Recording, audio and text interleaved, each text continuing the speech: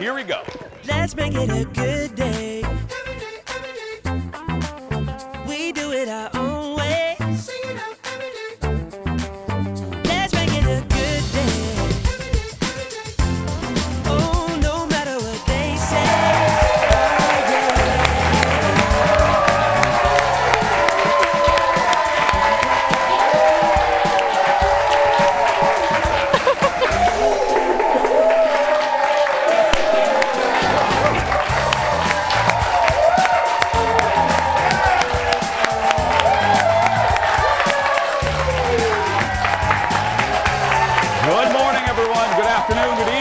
Welcome to the Jason Show. Kicking off a brand new week. It's a Tuesday that feels like a Monday. Welcome. I'm Jace. Please say hello to my sidekick sister from another mister and the Debbie Gibson dance-off champion, Kendall Mark, everyone. It's me. How you doing? I'm doing great. How are you? I am doing really, really well. I know. Today is going to be a lot of fun because if you're around my age, if you're in your 40s, this is going to be a really fun show. We secured, as I say in the biz, we secured this booking over the Memorial Day weekend, and it's just going to be fun. Debbie Gibson is in our studio today, not via satellite. She's here, and anyone that was a teen, I was around 12, 13, 14 when her albums came out, and Shake Your Love was played at my junior high dance. I asked out a girlfriend of mine to Only in My Dreams, and how did that work out? She looked at me and she says, "Aren't you gay?" Anyway, but... Huh? Okay. I don't think so. But no, it's just a real treat. Anytime you meet people, it's one of, again, I'm very, especially lately, I'm just very grateful for the show. And when we have days like this where you meet somebody that's connected to your youth, it's a lot of fun. It's just a heck of a lot of fun. What? Oh, yeah, electric youth. Connected to your electric youth. Yeah. So, and the best part is, and this audience is going to see it, everyone, and my buddy Cade, everyone that knows her says that she's just as sweet as pie. And I always love that. I love when we have celebrities here that come to play, like my buddy Paige, Paige Davis from Trading Spaces. We struck up an instant friendship. So I'm going to expect the same from Debbie. We're just going to be besties. Big standards. But she kicks off her tour here tomorrow. So if you're in the Twin Cities, if you're watching us from Seattle and our other cities, she'll probably be coming to you. But tomorrow night, meet me at the Fillmore. I'm actually going to go out on a school night. And I know, audience.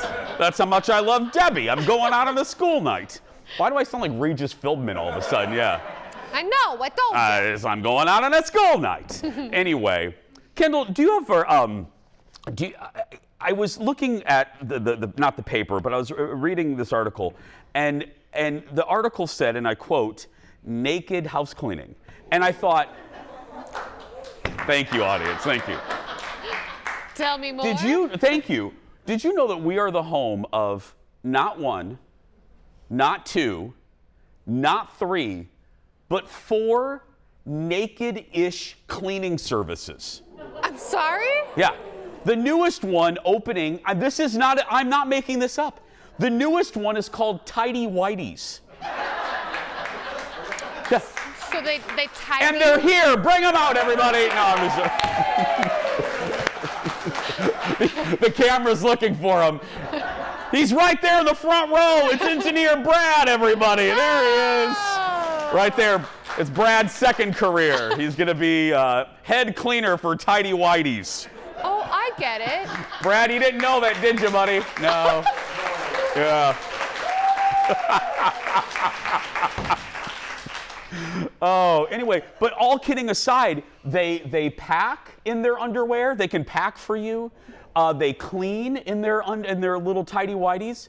And then like I said, there's 3 others. There are 4 services like this in Minnesota. I wonder what the protocols are. Like, do you have to close the blinds when Tidy Whities is cleaning We your have to be house? respectful. They do have Right. rules. Can you imagine? Because there are pervs out there. You know, you Right. can't. That's you what can't, I mean. You can't be. "Ugh." You know, you gotta treat them with respect. You can't touch them. Oh, obviously. No, it's like the zoo. Like, you can look. You Yeah. just can't touch.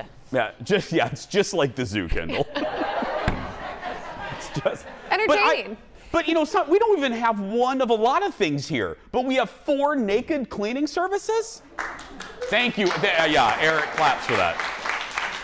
Yeah, Tidy Whities. I forgot. There's like brooms and boobies, and there's something else. I don't know what the other ones are, but yeah. Are you serious? Brooms and boobies? I don't know.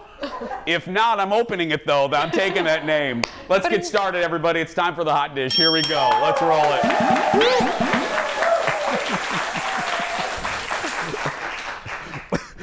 Where do you work?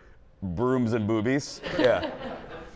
Top Gun Maverick debuted over the weekend and delivered record-breaking box office numbers. I'm talking huge.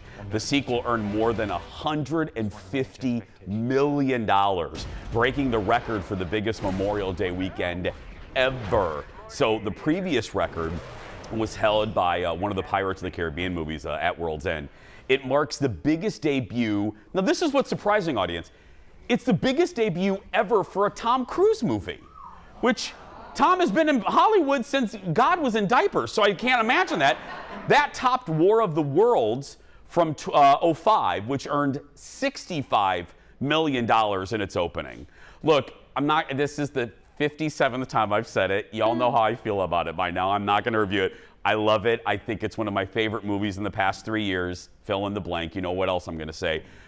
What I am also going to say is this proves, even with COVID fears still around, if you put good crap in the theater, people will go to it. You know what I mean? If you put big movies, people will return. Oh, yeah. We've been excited for this one. Yeah. Like, people have been really stoked for a few years for this one, you know? Well, and good reviews don't help. It's universally praised.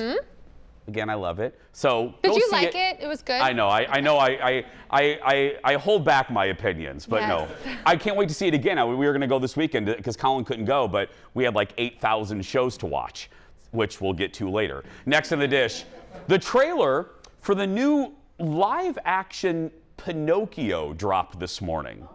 Okay, so let's take a look at it, and then we'll bash it on the other end.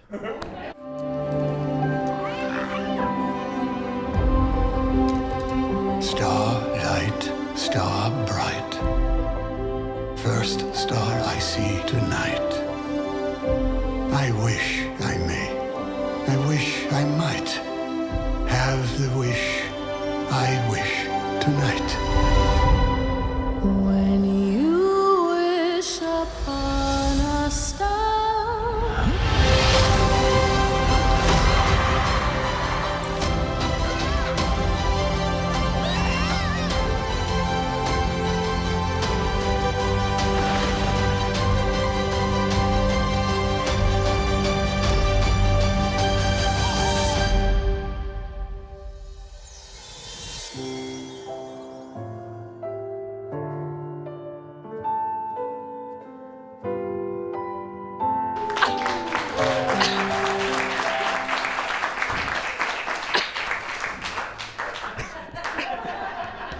The audience knows what I'm going to say right now.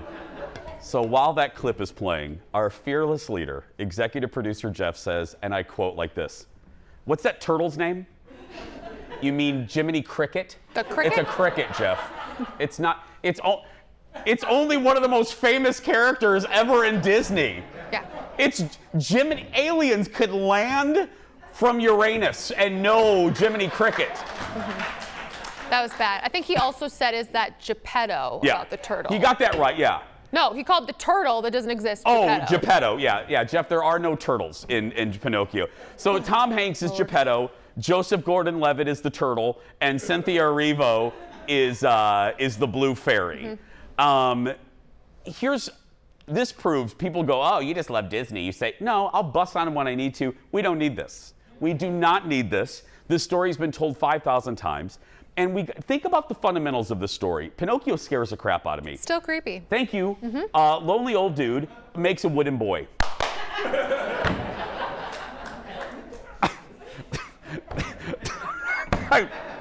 Jason, leave it on the ground. No touchy. No Leave touchy. the next comment on the ground. I'm not going to say it. I'm in a good mood.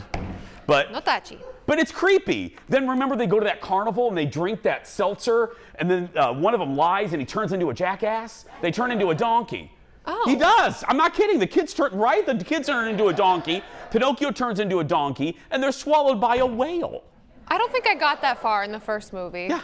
Oh. They scared me. What do you mean they didn't go that far in the No, first movie? I don't think I got that far in the first movie. I think yeah. I was too nervous about the whole thing. The Yeah, situation. you're smart. Anyway, if you want to see it, it goes on Disney Plus later. Next on the dish, drama on the set of Fox's primetime show So You Think You Can Dance. So here's the deal. When was the last time we had drama on that show? Matthew Morrison has been kicked off the judging panel.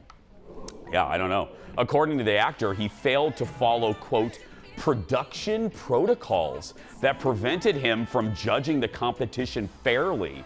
Now, we don't exactly know what that means.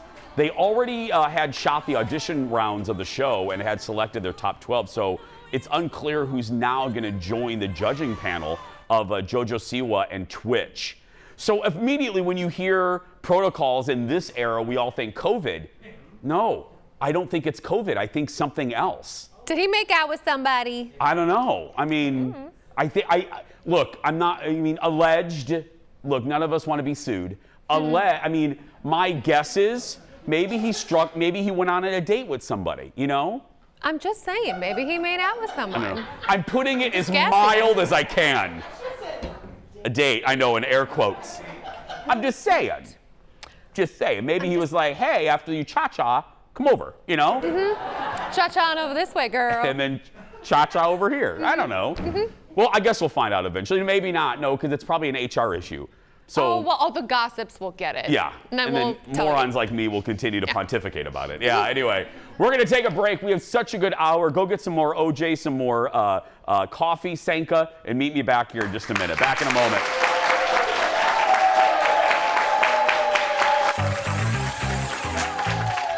We're not done with the dish. Coming up next, what does it take to become Elvis? Austin Butler is finding out. Coming. Then my review of the highly anticipated Obi-Wan Kenobi. What do I do while I'm waiting for the pain to go away? What do I do? And for the rest of the hour, our special guest, my teen dream is coming true today. Debbie Gibson is live in our studio. So shake your love, because this isn't happening only in my dreams. It's happening when we come back. Oh, I look to the sky. Welcome back.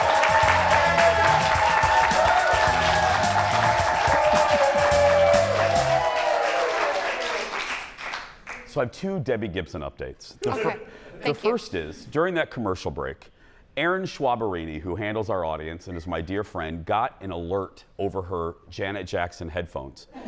And somebody, a crew member, an unidentified crew member, said the following: Debbie Gibson is here and we have her in the talent room. We don't have a talent room. I've worked here for 20 years. For the love of God, I got ready backstage for 3 months. I don't know what the talent room is. So I hope she's here. She's not at Care 11, is she? I mean, we don't have her. Now we do know she's in a talent room in Fox 9, right? And then the second thing is, we shouldn't let staff members greet celebrities, because I just got a text message from one of our executive producers. I'll change her name, but Lori Lees Fisher. Lori just texted me. She goes, then the first line is, I may have scared Debbie Gibson. Uh-oh. And she proceeded to tell me that she pounced on her. She went up, she goes, hi, Debbie. When I was a teenager, I used to spray water in my eyes to make me look like I was crying, and I would do a music video to your songs. Hold it. Debbie has now left our talent room. She's now leaving the building. Let's keep the staff away from the stars. Can we just do that, please? Next, last week, Harry Styles put all of his trust in James Corden. because James helped Harry shoot his next music video, but there's one catch. They had to do it for under $300, and that is our Late Night Rewind. Hi, what's your name? Virginia. Do you have any plans for the next few hours? No, but Would you be open to us coming into your house to see if we'd be able to shoot a music video in your house? Is that something you'd be open to? no, thank you. No, well, thank you for your time. Bless you. Thank you very much. Thank you, Virginia. Okay. I thought this would be easier, Harry. I got to be honest. I thought your face would open a lot of doors. Hang on. This is my room. So he's gonna be a lot of places in here. Oh my God. There. This Hang is on. something Wait. like- Wait. Harry, I need you to stay out there. Come in with me. Be honest, you are like a crazy psychopath. Like, because look, I am, like, there's insane. I Harry am, like, beyond. Harry Styles is all over. Is this Harry Styles as Harry Potter? Yes. Are you joking? Our moment of wonder. Oh no! Oh no! I feel like you're gonna kill him. Here's a little One Oh Direction my book. God! Oh God! It's a One We're gonna Direction destroy book. my room. Right, we need to hide all of this because I'm worried you're a psychopath. It's a little unsafe. Oh, unsafe is good. Here we are. So this is the room.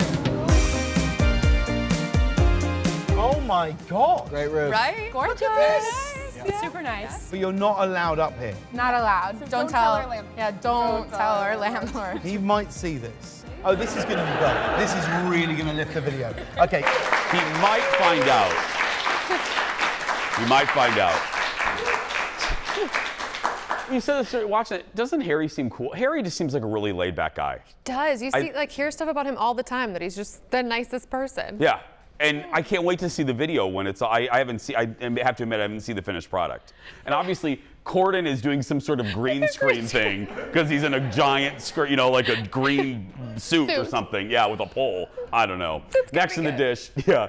In a few weeks, the Elvis biopic's going to come out, and Austin Butler, Elvis, chatted with, we love CBS Sunday Morning on Sunday mornings, about transforming into the king. Look.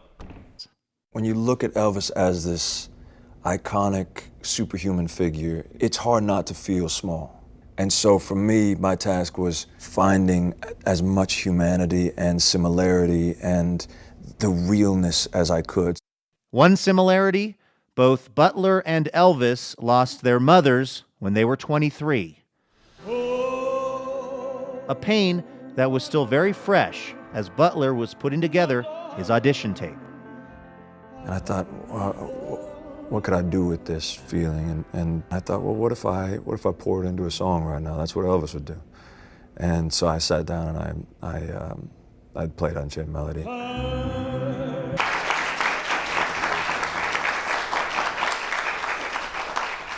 He sounds like Elvis. He sounds just like Elvis.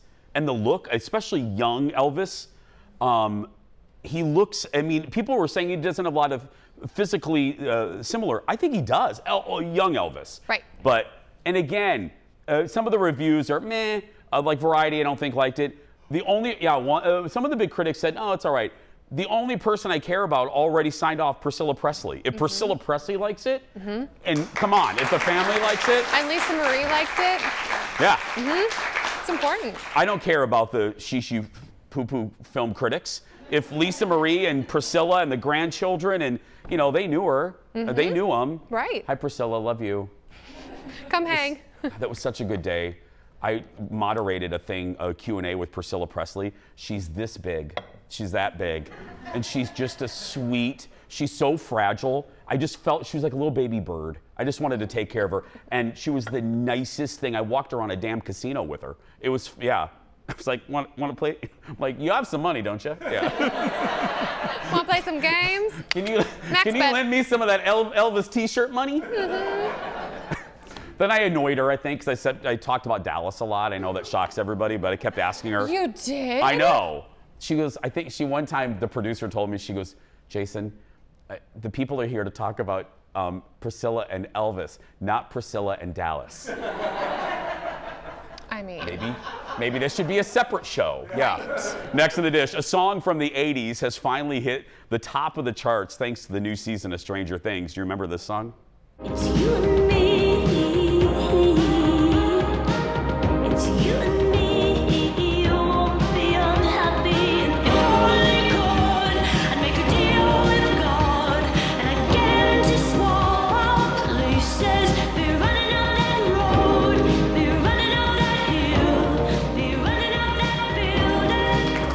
Up That Hill by Kate Bush.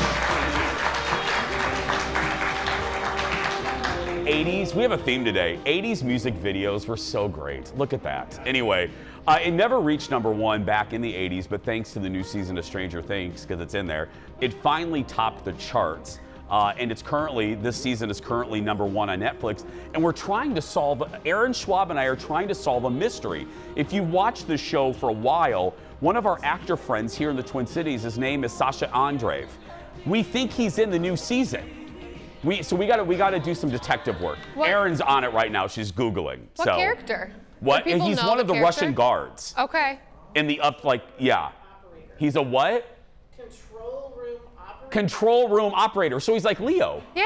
He's like Director Leo. Director Leo. Yeah, without the uniform.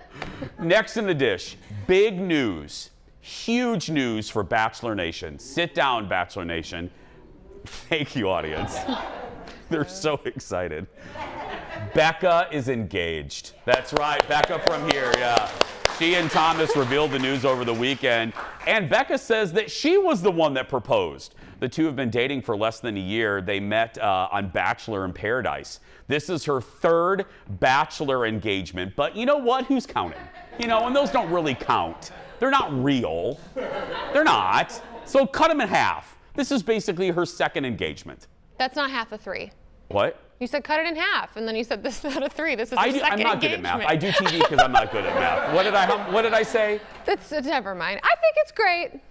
I know you don't like The Bachelor. I don't know. No, but you represent The Bachelor on the show. I do, and I think that they had good chemistry. Everyone was very worried about Thomas because his season, it was rumored he was just there to be the next Bachelor and be on camera. But he was the guy she proposed to. Oh, okay. Follow along. I already forgot what I read on the teleprompter. What? He's like, Debbie's here, Debbie's here, Debbie's here. That's all he cares about right now. That happens sometimes.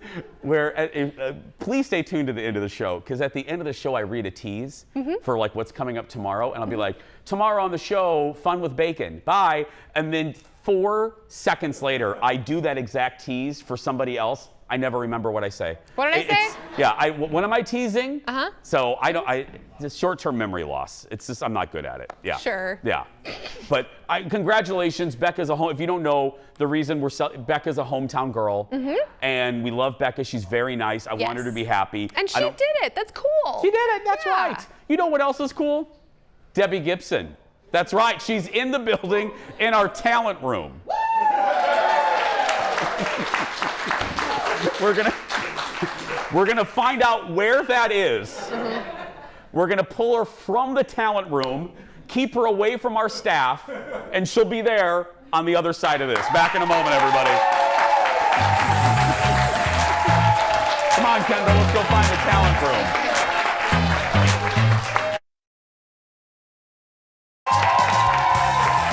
Welcome back.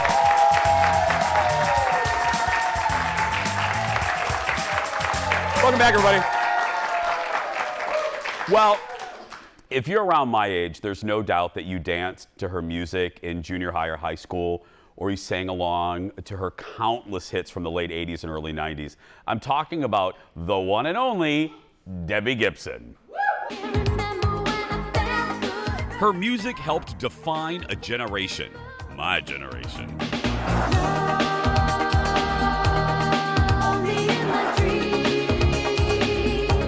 Just months after her debut on the music charts, Debbie Gibson became the youngest female artist ever to write, produce, and perform a Billboard Hot 100 #1 single at just age 16.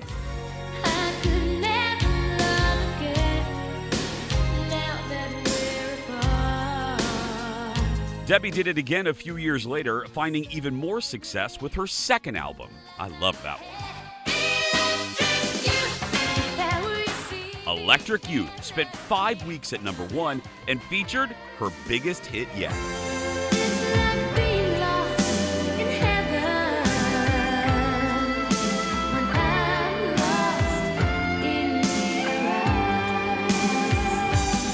Debbie earned Songwriter of the Year recognition, an honor she shared with, are you ready for this?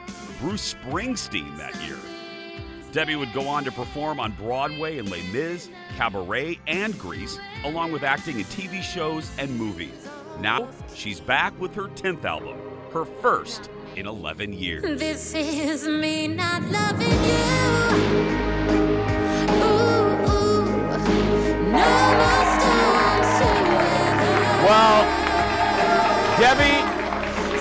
Debbie never stopped performing, and she's kicking off her summer tour tomorrow night right here in Minneapolis.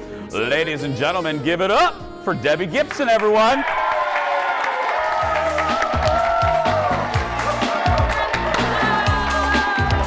Oh my God! Look at her! Oh! God. Oh. Okay. Thank you. Have a seat. Look, I am as gay as a Golden Girls reunion, but you are stunningly beautiful. Oh my gosh. Thank you. You have not aged a bit. Thank you. And listen, I have my little RV on the road with me, parked in front of the hotel, and I got ready in it this morning, so I feel a little like, woo, because we're in rehearsal mode, but we had to come see you on this trip. Oh my God, I had mean, to come see you. So thank you for saying that, because I was doing the girl thing of like, my eyeliner and my hair, you know, nothing was right this morning. So thank you for making me feel good. No. Let me tell you, everything is right this morning. Everything is right. Thank you. How you doing? I'm great. How does it feel? And we'll talk about the new music in the next segment, but overall, how does it feel generally to be back on the road? I mean, with the pandemic and everything, is it equal parts tiring and exhilarating? I mean, listen, it's definitely like road life can be kind of a grind, but we're at the beginning, we're in rehearsals, which is oddly possibly the hardest part, because after this, I can sleep till noon. Yeah. You know, this is like the stress of getting it together because we want it to be great. But you know what, more so than being back on the road, it's exciting to be having this moment with new music. Like, it's been a moment for me for like probably since I did the mixtape tour with New Kids on the Block a few years ago. Yeah. And my career in the last few years, it's just, I've pinched myself because I'm 35 years into my public career. And I've been in it long enough to know that the moments don't happen all the time. Like, I've been working the whole time. Yeah. Doing theater. I've been to Minneapolis with Funny Girl, not Chicago, Cinderella, the Joseph Tour. Like, I've been through here. You've been in this building before. We found, I mean, we don't have it right now, but I mean, like, this is your life. But I mean, we were realizing, you came through. You've been here, So like I've never stopped, but it's lovely when kind of like the pop culture landscape finds you again, and they're like, oh, you're still doing what you're doing. And so, you know, Joey McIntyre and I remade Lost in Your Eyes last year, and we did Vegas dates together. And so it's just been like a really, really sweet career and life moment for me. When you do look back, though, because I think the reason we had the guys from 98 Degrees on, and we were talking about everything is cyclical. Yes. And I think, you know, our era of music is having a moment, and has been for about 5 or 6 years. Mm-hmm. When you go back to the beginning, and I was reading, you know, that package had all of your stats and all of your numbers, which, you know, as a fan, I forgot. When you think of that time, Debbie, in a capsule, what's the first thing that rises to the top when you think of that era of craziness? So I'm going to say something that's going to make me cry because I'm tired, but it's okay. I think about my mom, who I lost this year. But that is the first thing that comes to mind because she was so instrumental. I always say I wouldn't be having this moment if I didn't have that moment, and I wouldn't have had that moment without her being, can I say badass on your show? Absolutely. A badass pioneer woman who really kind of set the tone for the momagers and that female executive who went toe-to-toe with those male executives to protect my creativity, my sanity, and my childhood. And so when I can't think of, sorry. No, it's okay. How many of you guys have lost? I lost my dad. It's, you know, it's only been 4 months, but I celebrate her. And going into this tour, I celebrate her because it's the first tour I'm doing, and she's not present. My amazing manager Heather is, who she actually kind of discovered and mentored. So it's this full circle moment for me, and it's a very bittersweet thing, but that era to me like really belongs, the credit belongs to her. Because I'm sure you saw it at the height of the craze. And I think about this a lot, it's all about the good foundation. I'm sure you saw contemporaries of yours go down the wrong path because they didn't have your mom. They didn't have somebody to ground them and let them know.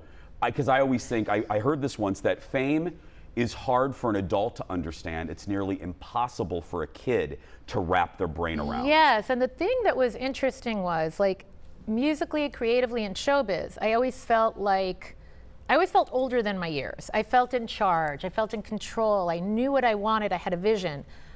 But I took my stuffed animals with me on the tour bus.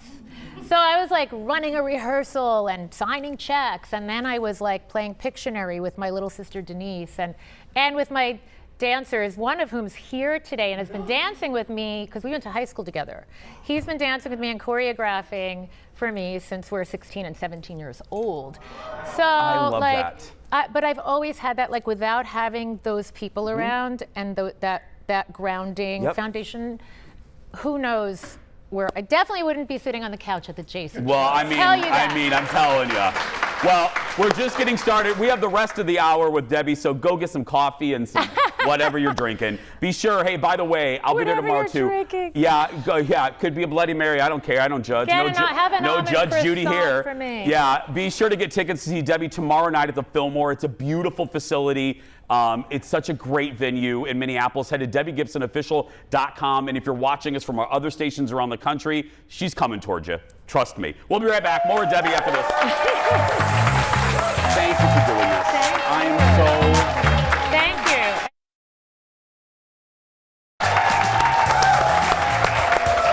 Welcome back. Fun day. Woke up thinking, I always say this when I wake up, I'm like, oh, I'm really glad we have a show today. I put on the fancy cologne and everything. Anyway, I'm thrilled to have Debbie Gibson on today. She's kicking off her summer tour tomorrow at the Fillmore in Minneapolis, featuring, of course, her greatest hits and new music, including this. So I'm not missing hearts on the ground. Not missing the way you cuff your jeans and sing only my dreams off key. Not me. This is me not loving you. Me Not Loving You. From her album, The Body Remembers. It is like a muscle, Debbie, but what was it like? Because this is, correct me if I'm wrong, the first album in about 10 years, is that right? I mean, it was my first original pop album in 20 years. Oh my goodness.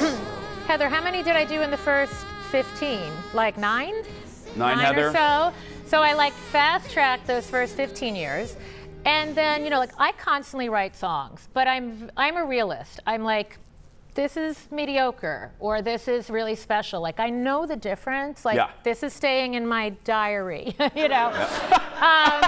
And I felt like the more time that went by, the more I got pickier and pickier. I was like, when I do put something out, I want it to really speak to my audience in the way that those early albums spoke to my audience. And I've been through a lot of life, like check all the boxes of life things, challenges to overcome and joys and all the extremes, and they're all on this album. And you know what's fun about this album is if you want to just dance and have a good time, it's all there, but if you dig deeper into the lyrics, there are layers to the lyrics. So it's like imparting things. If you want that, if you don't, you can just So there's a little dance. Shake Your Love in there, and then a little Only in Your Dreams in there somewhere, both speeds. There definitely is, because you know, my career started in the clubs, and I used to play a teen club, a straight club, and a gay club 4 nights a week when I was 16 years old. Like a royal flush.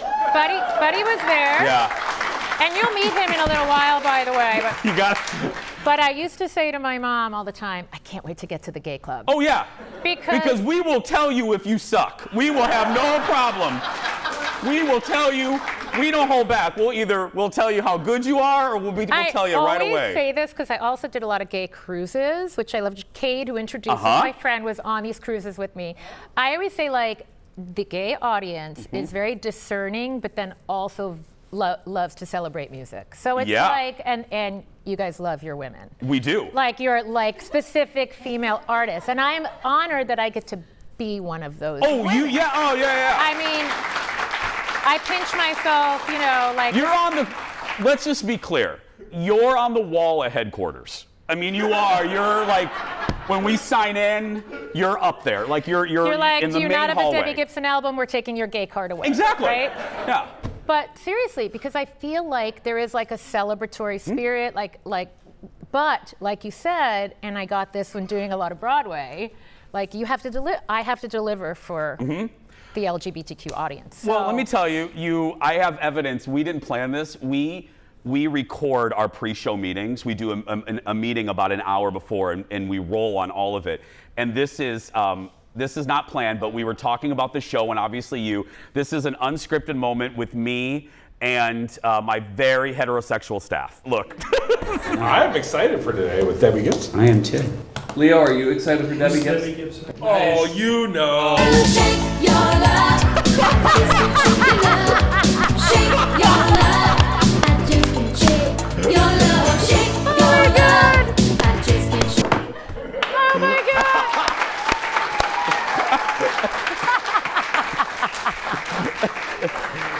That's amazing. Yeah. That's amazing. Breaking the stereotype that we all know how to dance. That's right. Yeah.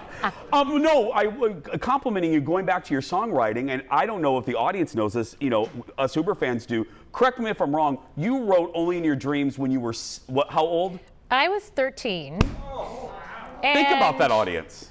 And then it was released at 16.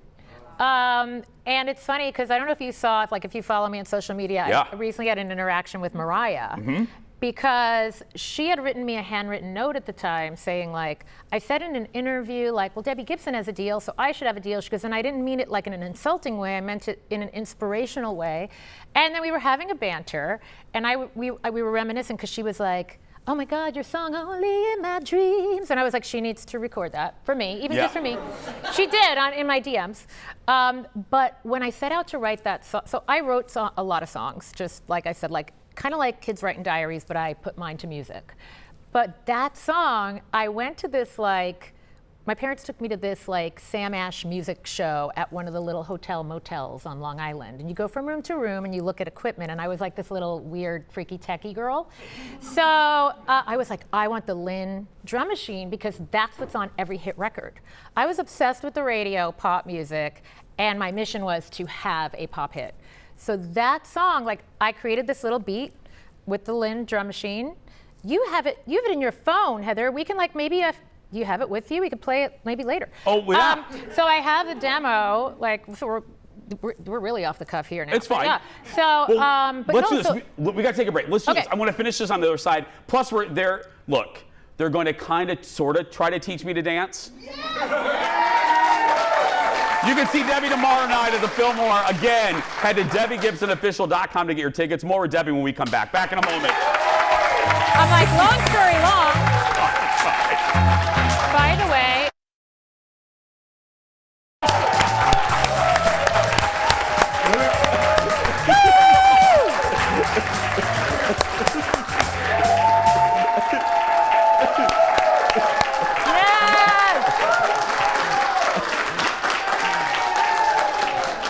Happy Pride early. This episode won't air in Florida. One of Debbie Gibson's biggest hits became a teen anthem in 1989. Remember this?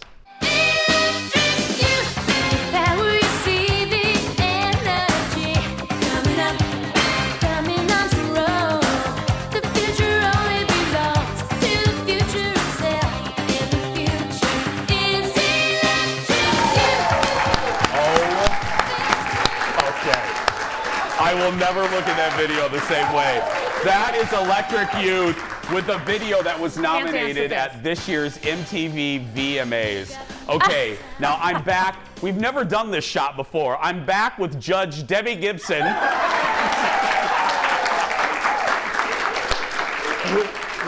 And we're joined by Eddie and Buddy, known as the Bookend Baldies. Give it up, everybody. Thank you. Okay, and Debbie's just critiquing. So this is. Well, I mean, this is an audition. Like, if you're willing to shave your head, you might be able to get in the First thing. group. I'm just saying. We got to take care of that. Well, that's fine. The shaving is the after show. We'll do that. Yeah. Okay, so are we gonna now? You guys show me some basic moves here. Okay, so we're going to teach you the chorus, the original chorus from that video. Because if you guys didn't, Buddy's in that video that you just saw with the beautiful mullet. Red vest and the mullet. Right there in the red vest. In the red vest. I used to have a lot of hair. Okay, first things first. You're going to start in what we call a wide second. Do you know that? Okay. A wide second? A wide second. Okay, and we're gonna, our right hand is gonna push. All right, that's E. Yes. Now you're gonna push the left, lek. You're gonna take it out, trick. You're gonna drop it over, youth, and you're gonna jump it up. Boom. Oh. Now you sorry. Make sure when you jump I went early. It's here. That you smolder. Yeah, you're dancing behind Debbie Gibson. You want face. Yeah. Okay, let's do it again. Because again, I'm not. Okay. Right. Here we go. So you're out. It's right, left, both, over, arm, and this arm is here. All right. Okay, is it a jump and then a this? It's at the same time. All at the same time. Okay, I feel a little. There's a little slight like cousin of Vogue. I get it. It is Vogue's cousin. It is Vogue's cousin. Yeah, second cousin. Okay, here we go. Here we go. We have the music actually. So let's play it here. Yeah. Oh, it's a lot quicker than that. So just it so is? you know. Oh God. Let's go one more time. Ready? One more time. Why Tempo. don't you guys do that, and then you guys push on the rest. Okay. All right. Ready? Okay, here we go. This is the verse. We're still on the verse. Oh, we're in the verse. Ready? Just rock with us. Rock with us. All right.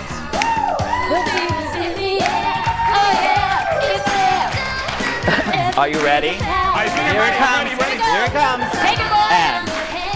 And electric youth.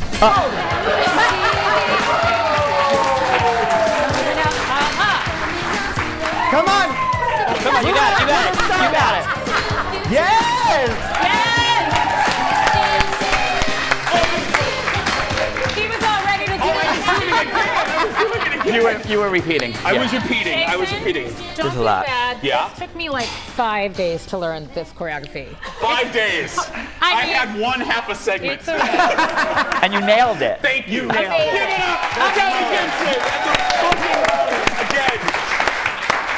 Go see them tomorrow night.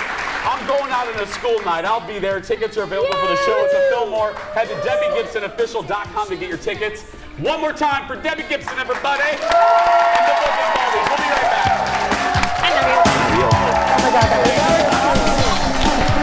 right back. It's amazing.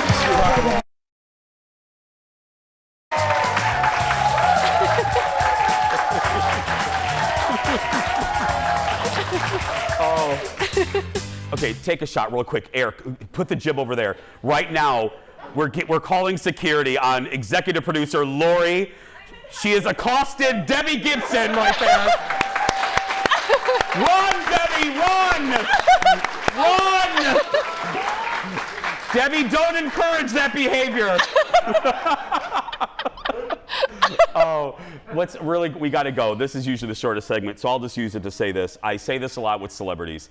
And you know what I'm going to say. You can always tell the good ones by how they treat our crew and how they treat our audience. And what you didn't see was in that break, Debbie made a point to forget us, thank God, and went over and she wanted to talk to the audience. You know what I mean? And spend time with them. We're going to take a break. We'll be back right after this. Back in a moment.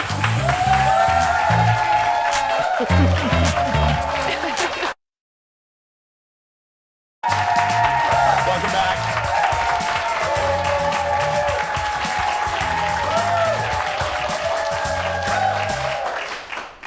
This just into the Jason Show control room. Debbie Gibson has filed a restraining order against Lori Fisher, producer Lori. Yeah.